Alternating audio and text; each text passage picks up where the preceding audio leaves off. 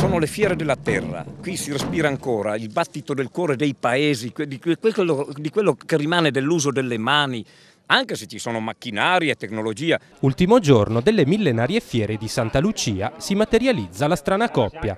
Maglietta senza maniche a sfidare il gelo tagliente, Mauro Corona, alpinista, scrittore e filosofo della natura, bicchiere di vino e tozzo di pane in mano, a tu per tu con il presidente della regione Luca Zaia. Tra venditori e compratori di vacche, tori ed asini, il primo pensiero va al voto di fiducia al governo di domani. Noi siamo per la fiducia piena a questo governo, altrimenti si va al voto. Non esiste che ci siano ribaltoni.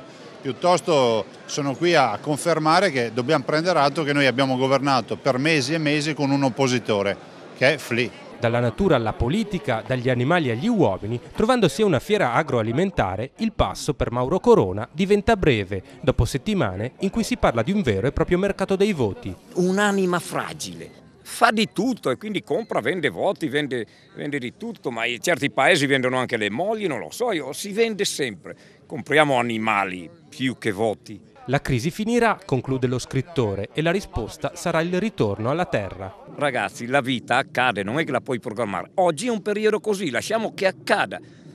Quando finirà alcune risorse come il petrolio, come il carbone, l'uomo tornerà alla terra e quindi si metterà in pace da solo, perché se non coltiva la terra muore di fame e non mangi lavatrici o tecnologie o trattori, anche se siamo qui in mezzo ai trattori.